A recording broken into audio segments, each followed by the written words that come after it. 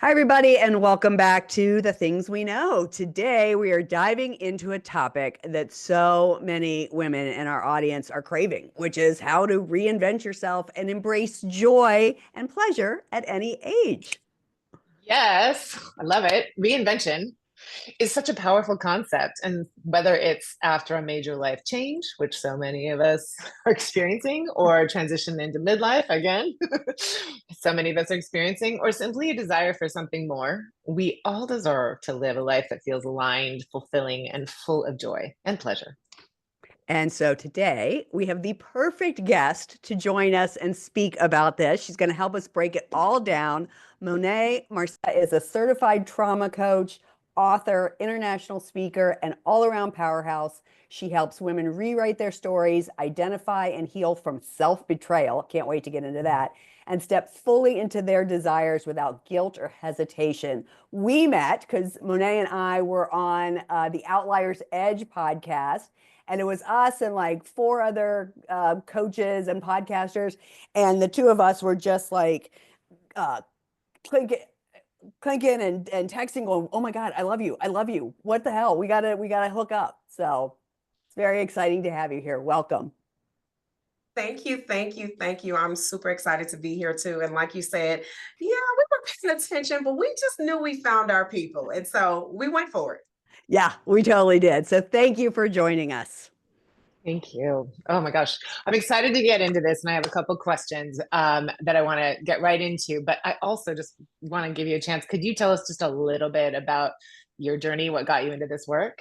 Yeah, the interesting part about this, and if anybody is out here on all the social medias and TikToks and all of that, I put a post up today on which is the reason I got into this work. I put up a post that says, "Grief is love." And so a lot of people are Oh. experiencing tomorrow, Valentine's Day, right? But not everybody's excited about it. And so part of my story was my daughter's father was murdered, Oh and I gosh. was having a hard time. And so I had already started doing coaching, self-coaching, and then I started helping my daughter figure out how to be better through coaching. But I was inconspicuous, when I did it. And then I started helping other children who had experienced parental homicide. So I started off Mm, as a grief coach, which is wow. very interesting. And then there were other women that was like, wait, how are you okay? Like, not only Mm. did your children lose their father, not only was this a man that you loved, but you are kind of still living and doing a lot of things. Well, can we get some of your help? And so that's when I transitioned from doing just grief for the children to like actually helping women who experience trauma or who have experienced change in their life that kind of held them back. They wanted to be unstuck, and then I went from there. I'm just Mm. curious. So your personality, again, you and I've already had this conversation. You told me that story and I was blown away. Your personality is so energetic and effervescent and just like magnetic. Even during that grief, were you this way? Like, is that what people were going, how the hell are you okay? Well, so it's like what I did was I allowed myself to grieve the way that grief works for me. So Mm, I'm naturally a person that's, like you said, very energetic. However, when I needed to have my moments of grief, if that was crying, if that was coloring, if that was mm, talking to people, if that was serving others, I did it. So I just allowed yes. Mm. myself to grieve whatever I wanted to, anyway, anywhere. When I say I still was working, I would be in the office and I let the staff know. I let my boss know, hey, there's gonna be days where you just walk by and I'm crying.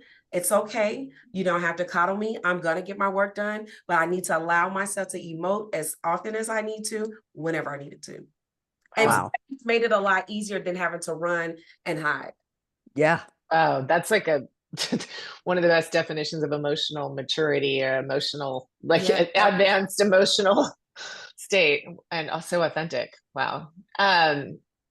I want to get into more of that as we go, but I wanted to start with this big question too. Like so many women feel stuck in a version of themselves, right?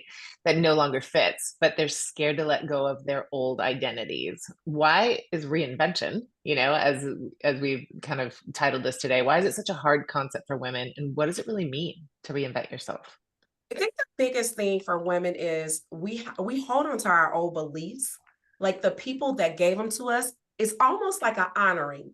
Think about it. Like if you learned something from your grandmother's grandmother, and it's been passed down. So even old thoughts, old versions of you, but you kind of feel like you're honoring your people that gave it to you. So like you don't really want to, go against the grain. You don't want to challenge that. And a lot of people don't think about that as an honoring part. So when I say, oh, can you honor them and honor yourself? Like, are you not worth honoring too? And what does that look like to honor them, to know that they gave you such a great foundation and now you've evolved? You can still hold on to some of that to honor them, but also honor yourself in the process of your transformation, you're evolving without saying, oh, I don't like my people, or they, I always say they did the best they could with what they had. Yep. Yeah. Yep. Wow. That's a mic drop right there. I almost finished. Like, feel like we could just wrap it up. No, Yeah. There's still so much good stuff coming. That is huge though. I mean, does that just stop your clients in their tracks when you ask that question? Yeah, well, the biggest thing, they don't even think about it being an honoring portion. A Yeah. lot of times they're that right there just says, oh, I couldn't really see why I didn't want to let it go. Couldn't see why. And in a lot of areas, and I've coached people of all different cultures and backgrounds, like in some people, you're excommunicated Yeah. if you do anything different, right? So imagine being afraid because that could happen to you. Now, what if you're not in those situations, but you still can't figure out why you wouldn't do it? So when I bring up the honoring part, they can kind of put one and one together and say, oh, that does make sense. However, can I honor me? What does that even look like? So then they start asking themselves that question. Well, what would it look like to have my own back? What strikes me is we so often think about the stories that we're carrying of our ancestors like it's baggage. But I love this reframe of it makes sense that it's hard to let go of because it's letting part go of your sort of history, but you can honor it and also move forward in a way that serves you and creates new history for the generations to follow. Exactly. Because my thing is, if I'm teaching people how to not only honor themselves, but get some joy and pleasure in between it, we weren't talking about women getting pleasure, honey. When I think about my ancestors, a lot of them weren't talking, and the ones that were, remember, they had to be hidden. Yep. So if I was out loud saying, hey, yes, 75-year-old client, you can have pleasure. And she's like, what? And I'm like, yeah. And then I'm teaching her how to do it. And then she let the younger generations under her know. Yeah. History.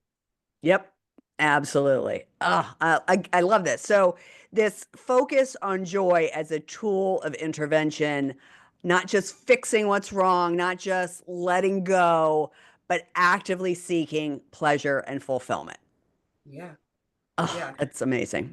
Okay, so let's talk a little bit more about pleasure, since we've brought that word up so quickly, and it already, like the way we're saying it, there's an electricity around it, right? Because we know what we're talking about here. So many women, again, like you said, especially as we get older, feel like pleasure, whether it's physical, emotional, or creative, is something that isn't for them anymore, right? That's for younger people. We've got to be responsible. So why do you think that is? Why do we, as we get older, just think that's not ours anymore? We're not supposed to feel pleasure. Like, I hate to keep going back to the same thing. However, remember growing up, that's just what it was. As you got older, right, you changed the style of clothes you wore, right? You took care of all the kids, and then don't become a grandmother. Because guess what? Grandmothers for sure cannot have pleasure. What are you talking about? Right. So now we're looked at, and remembering, I'm going to say back in the day, because I don't think 40 is old at all. No. 45, you were old. Like, like 50, you were ancient. 60, you were dead. So when we think about the way those ages really made people feel based off of what they saw, they just mimicking what they remember. When I think about it, I'm sure you've seen these where you see the pictures of like the Golden Girls are the same age as the women of Sex and the City. Yes. And it's like, because again, like, and granted, it's partially how we live now. We live a healthier life, so we look different. But like, yeah, you looked at those women, and I would look at any one of those four and think, Jesus, they're old. And they weren't. Yeah. And every time I think when I'm so glad you brought up the Golden Girls, because everybody is so shocked. That's one of my slides. Is it really? Talk about they're my age. Like, I'm 56, just turned 56 this week. for their mind. Yeah. I'm like, oh, my clients, members, like I said, clients that when I tell you their activities and what they're doing in their 70s, still Yeah. driving, back in the day, so when you think about it, everything stopped when you hit a Yeah. certain age. I So love it too, because it's a rebellion, like pleasure sounding like a rebellion against the norms, you know, and it's such a great antidote to, you know, just to what anyone is experiencing in terms of heaviness and what's expected, like expectations or responding to the times. If you're having fun, you're harnessing some sort of power. I love it. I love that you said pleasure as a rebellion. Can I borrow that? Yes. Yes. That was mic drop right there. I'm like, I've never even Yes. thought about it, but it is. And what I love about the women that I get to work with, or I just, they come across my life some kind of way, is they're always peeking in, right? They start with the peak, right? Like, Mhm. what is she talking about? And then when I talk about self-pleasure, and then when I talk about utilizing self-pleasure to really get your desires met, like to get to freedom, to get that next job you want, or to go on that vacation to manifest your life, then they're like opening a curtain and they're like, wait, what are we talking about? And then when I talk about partner pleasure, then they're like, wait, now you're going too far. I can't be doing all of that. Why not? Wow. Why not? What makes them You step know, through the curtain? yeah. It's when I tell them the statistics of what's happening in the nursing homes. Which is? Mm. I'm going to keep it real PG. And let's just say there's a lot of activities and a lot of medication have to be involved because Yeah, they're having a lot of fun. there's a high rate of STDs. Yes, I was I've trying heard to in keep it those PG, areas. but So go yeah. ahead. Yes. A lot of STIs Yeah. happening there, which means Yes. that they're doing things. Yes. The Yes. doctors that service them say it as well. Wow. Yes. Yeah, I have heard that. I've seen some cool commercials about that, about success, and very funny but really honest ones. That's pretty cool. I also want to just point out, like, we aren't even, a whole 20 minutes in here, and in the space of time that you talked about grief and pleasure is really intriguing to me, that there's the same body, the same experience can allow for that. And it's making me think of this, for example, my niece. We lost my nephew unexpectedly and tragically, and they're very, very close, she and her brother. And I mean, everybody has been in lots of pain, and watching her go through this experience where she's expressing so much grief so openly and beautifully with her writing. She's also surfing every morning, and and like going to starting to be carnival where she lives right now in Brazil, and like going to these things. And I love that she's just on all extremes of this experience for herself, that she is seeking out the pleasure experiences that they were going to have while he was there visiting. They were going to go do these fun things together, and she's also just letting the pain rip. And hearing you say that just makes me think of her for some reason, like that it's possible to be in a very painful experience of grief and really prioritize pleasure as part of it. Is that what I'm hearing here? It's the and what you said. It's Yeah. the way you said it, and because a lot of times people put grief in this box and then they hold it there and they never want to let it go. And they like to compartmentalize it to only be one, but it's not that. It's all over in your life. And that's when I think about women reinventing themselves, where they were so used to being linear. And it's like, your life never really was that, if you think about it. So why wouldn't Right. you be okay with allowing it to spike to do something different right now? And I've seen other people feel too guilty having fun. Yeah. When they're supposed to be sad. Yeah. Somebody told them that that's what grief looks like. But in reality, nobody was taught how to grieve, really. Like, we just wasn't. And we wasn't taught it, and nobody teaches kids anything about grief. So all of a sudden, at some point in their life, somebody passes away. But what's a little bit different nowadays, because we all have access to TV and social media. So we're seeing death happen so rapidly to so many other people that we're not like that close to. It's not just your family, but you're feeling it a lot sooner than when you were younger. At least I would say for my age and your ages for sure. Yeah. Yeah. So pleasure is an elevation. It can like bring you to the surface if you're really underwater, but it can also like really light you up and like bring you to the next level. So how do you help women connect to that more? The biggest thing is, like you said, the allowing. Like first, Yeah. it's allow. The other one that one of the, it's crazy. It's going to sound so simple, but I asked them, when was the last time you had a dream? And when was the last time you captured your dream? Mm. And they dream like, no, I have to go to work and I have to do this and I got to clean. And I'm like, yeah, but what are you going to do after that's over? Are you going to wait till you retire to enjoy life? Well, I go to the Christmas parties and we do the Easter egg hunt with the kids. I said, well, what do you want for you outside of everybody else? And so when I start to connect them having an individual human experience, then that's when they can even think about pleasure. But it takes a while to get them out of, hey, I'm for everybody and not for myself. And Yeah. I I mean, like, when was the last time you colored your hair a different color? I love these questions. I know. It's awesome because it's just such a state change, right? We as Yeah. coaches, like, how can I snap you out of this, neural pathway into a brand new one? Yes. And Right? you got, I love when I it. tell you, it really is that. It's like we are so conditioned, and it's nothing wrong with our brain. Of course, it wants us to be safe. I got Right. it, brain, but I'm not going to be there. So yeah, jump on a bandwagon if I'm having on an orange shirt today, and maybe I'll have apricot hair tomorrow. It's fine. Everything's Yeah. going to be okay. But like literally, it's that quick shift, like you said, the question for the quick shift to take you out of, oh, I'm so used to being here. Then what if I've never thought about that. But then keeping you there, Yeah. right? Yeah. Again, I mean, this just speaks exactly to why we have the retreats, because our best chapter yet retreats are all based on your best is still in front of you no matter how old you are. Our listeners know, you and I had this conversation when we met, like we thought this was going to be a pod for women of a certain age, but our listeners are as young as in their 20s. Our retreat participants are anywhere from their late 20s to their 70s. And that's what's so fun about these retreats is each one of them shows up with the thing they want to accomplish, and they feed and off of each other and support each other and lift each other up, and it's just glorious to watch it unfold. And you get to do this as your job. Are you just like in heaven every day? My daughter, I love her to life.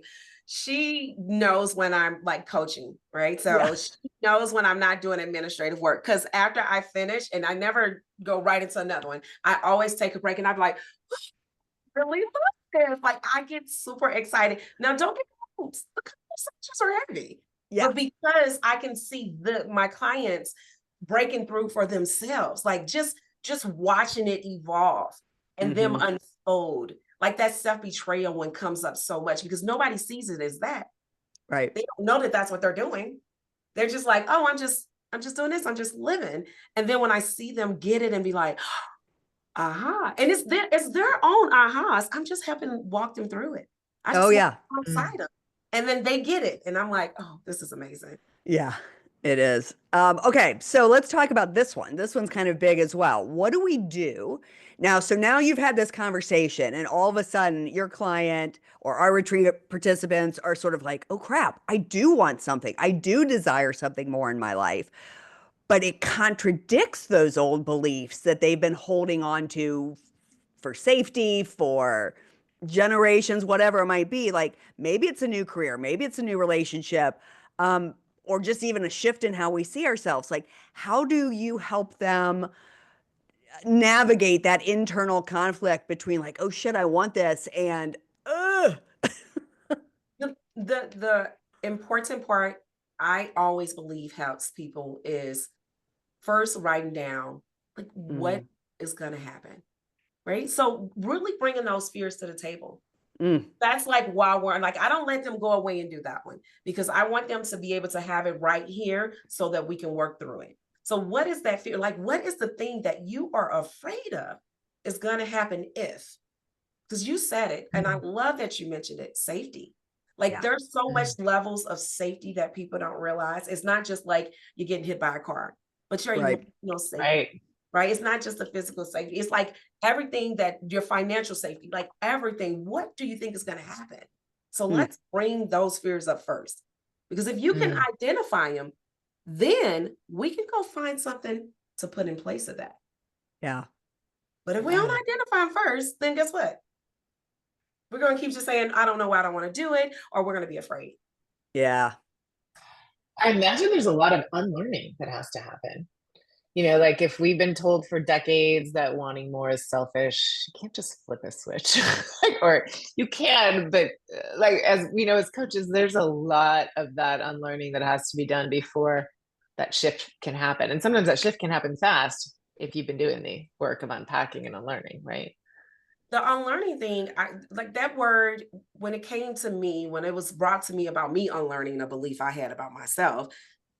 Told my coach, I was like, wait a minute. But honestly, I worked on one of my unlearning things for a year with my coach. Mm. Like we coached on other stuff, but that one thing came up for an entire year until it finally hit. So yes, it can take a while.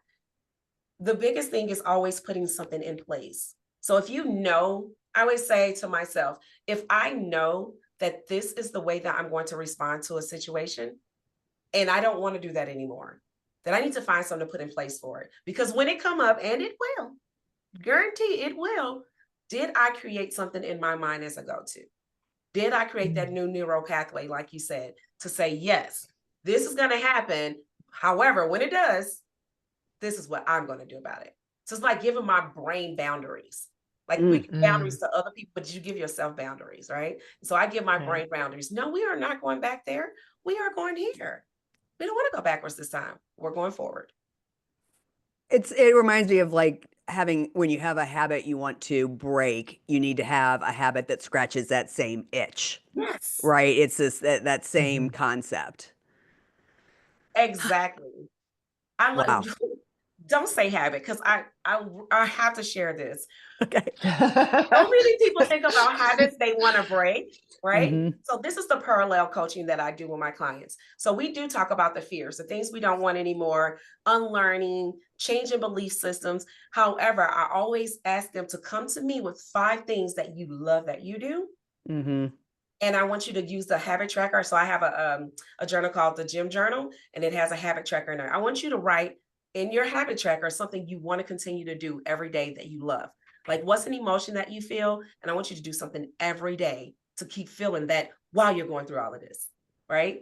So Yeah. you're always going to be feeling some type of joy, happiness, peace, being ecstatic, whatever that is, while we're working through some really heavy stuff. But your habit every day is feeling something good.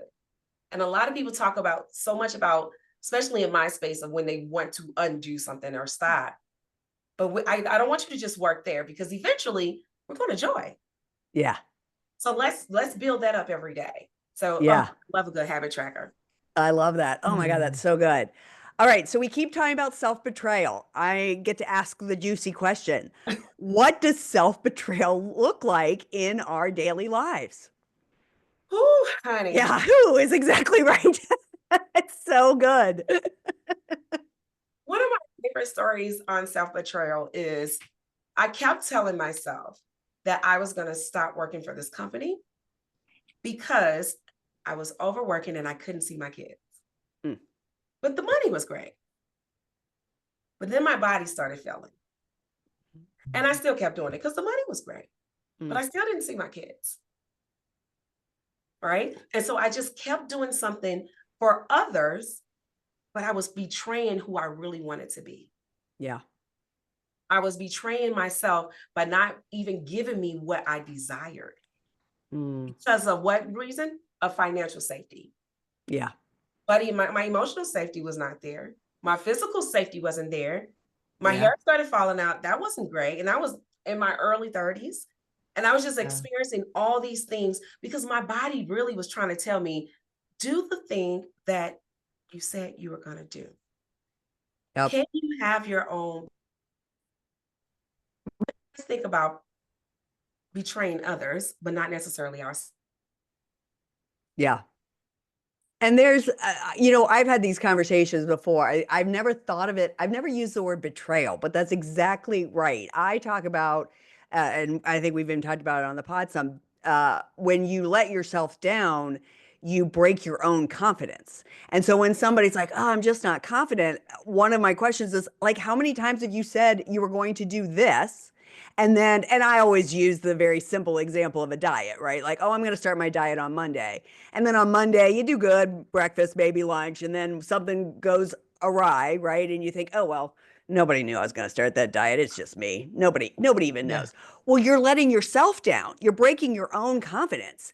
And if you were doing that to a friend would stop asking you to help them because you will have Yeah. let them down. You would have broken their confidence. And so getting through the self-betrayal is going to be a confidence booster right out of the gate. So that alone can help in the reinvention piece of this.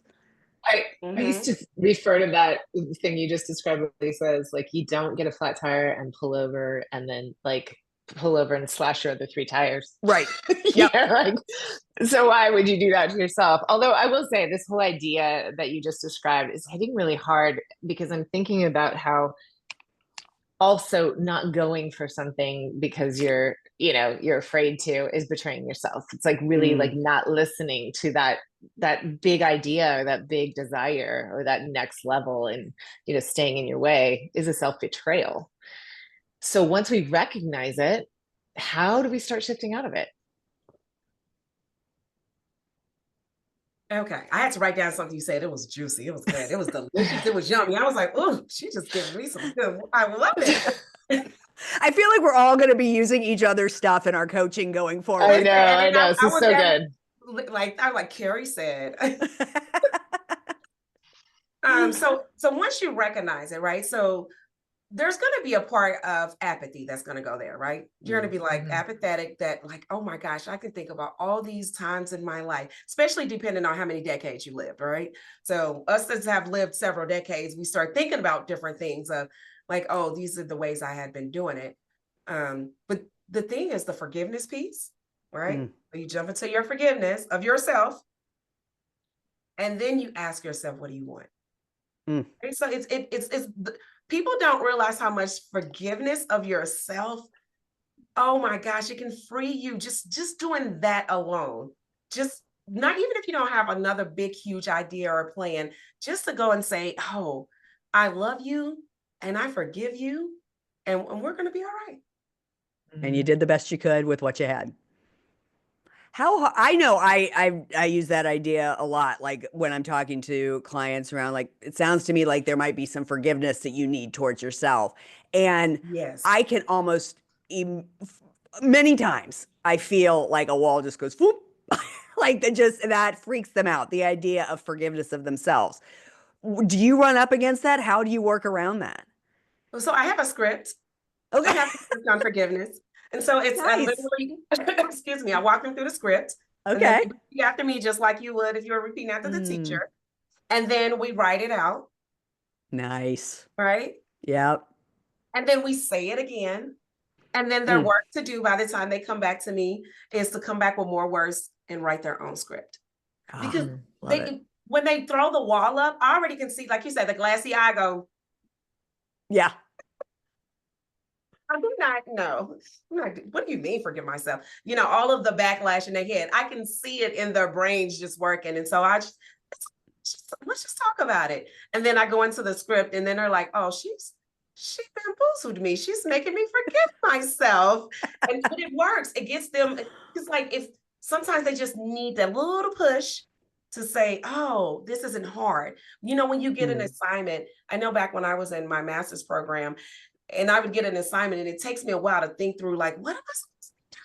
Versus like, if somebody just give me just a little bit, that little sample, the clip note, then I'm like, oh. And so that gives them just a little bit to start working with. And then but there are some people that don't want to do forgiveness.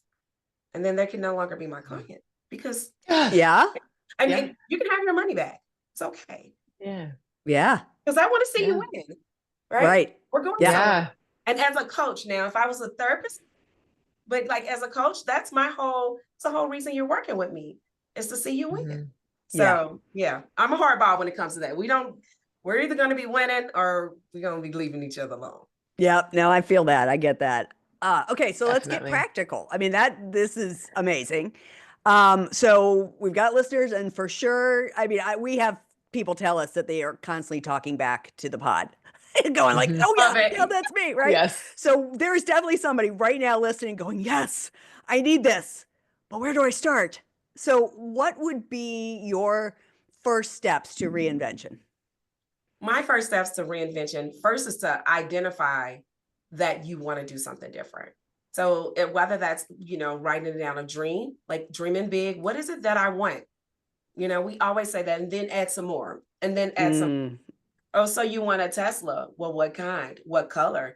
Are you going to have special paint? Is it going to have a plates that's yours? Or like personalized plate? Like what more? So just dreaming big first and then deciding after you know what you want, then you have to create some movement. mhm, And so movement just means one action. What are you going to do tomorrow to go towards that thing? And it doesn't have to Mm. be anything big. Sometimes it's just to go buy a replica of the car you want. As a mm. go buy that one.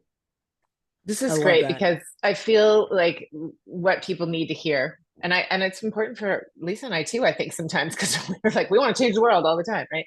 Um, it's not about one massive leap, is what you're saying, right? It's about choosing yourself in small, intentional ways Yes. every day. And I love that because I think about like this particular retreat this week that, when this hits, will be this week, is a plot twist.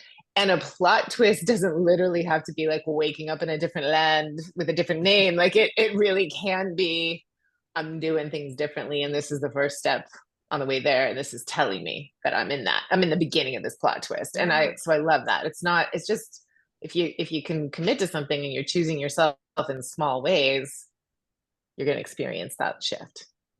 That's And when you awesome. start doing that, then it becomes part of your natural person. Yeah. Right. So that's it. Like when you do the one thing you changed, and then before you know it, something else you're doing differently, and you don't even recognize at first. But the people around you, they'll start noticing. They'll start Yeah. picking it out, and then they'll be like, "Wait, what are you doing? You seem so much more happier." Yeah. I mean, That's true. as coaches, we all know this, right? Like when humans want it to be overnight, they want it to be this big, massive shift, but that is not sustainable. It's the small baby steps, one foot in front of the other, that makes it, as you said, part of just your being, right? There's a paradigm I'm sure you've heard as well, is we want our clients to be different without having to think about being different. Yes. And that's success. And Mhm. sometimes it takes the reflection of other people because it's so small and sustainable that they don't really understand that, oh, shoot, I have actually I've done a plot twist in my life. So it's nice to Mm-hmm. have a coach or just loved ones around you who are reflecting it back to you. Being alone is one of those things. If you ever notice somebody start to become recluse, it's because they don't want anybody to tell them anything, whether it's good or bad. Huh. Right. Yeah. So I always like to mention that is like if you start noticing yourself pull away, ask yourself why. Mm, What do you not want other people to see or know or notice? Right? Because I love being around people and congratulating them because I can see it. Like right. see every little thing, even if I'm not trying to. I'm like not studying them, but I'm like, oh my gosh, look at you. Did you do something to your hair? Your teeth. And I'm like, I didn't even notice nobody would do that. But you changed because some people wear the same earrings every day. I noticed. It's just Mm, because I enjoy that, but I also love when people give it back to me. yeah. Mm. Yeah. Love it. Before we wrap up and move into your song, is there anything else you'd like to sort of add that we maybe haven't touched base on yet today? This has been glorious. This has been Yeah. fun. I want to always encourage people that if you feel like you're in a state of stagnation or stuck in old belief systems that you don't want anymore, it's okay to honor your people and honor yourself.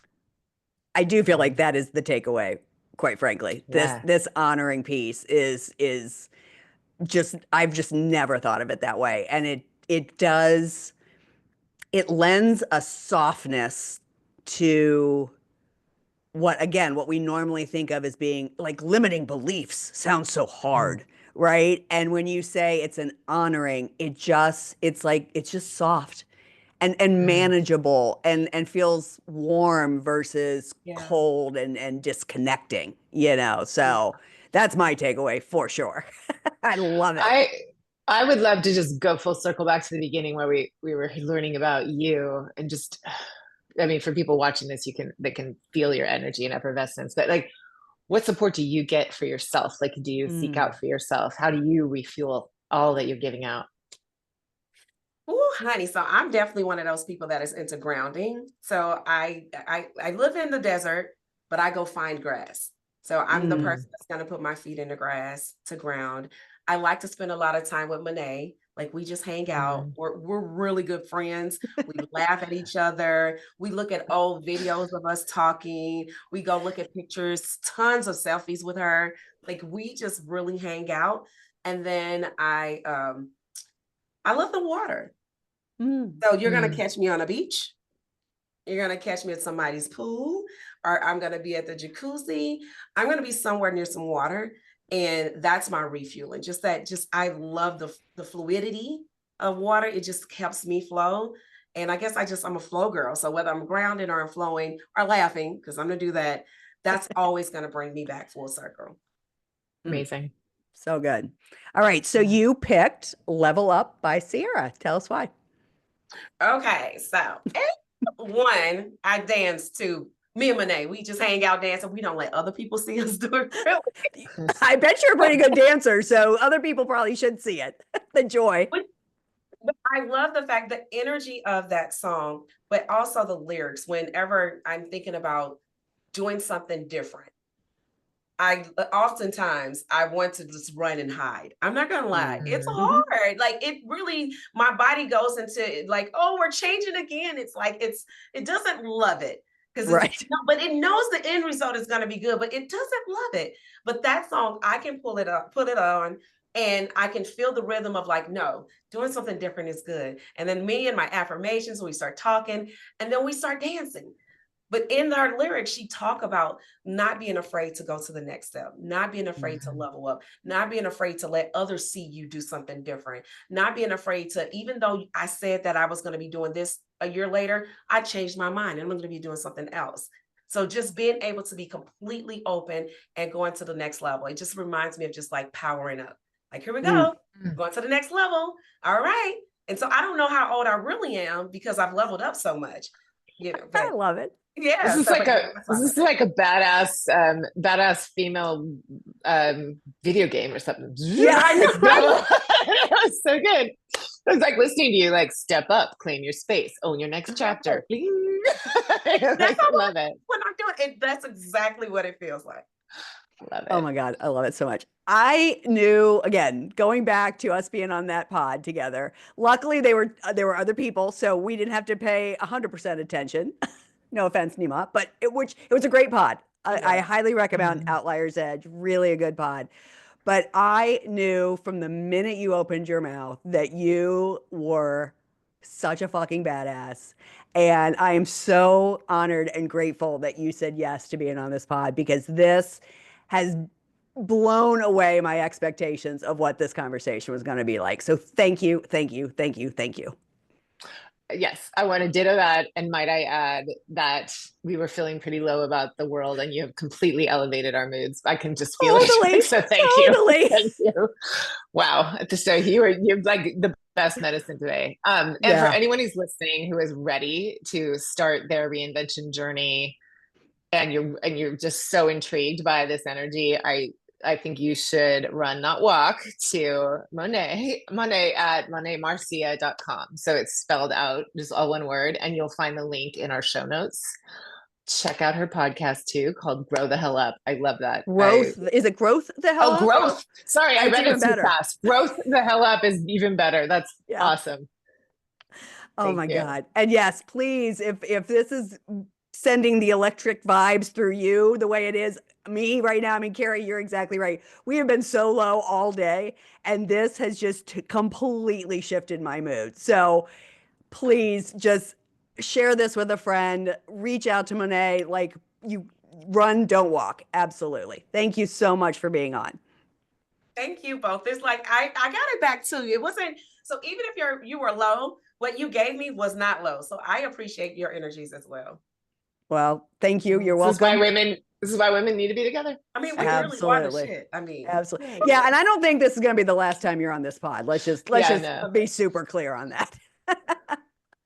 All right, everyone. Thanks as always for listening, and we will be back next week.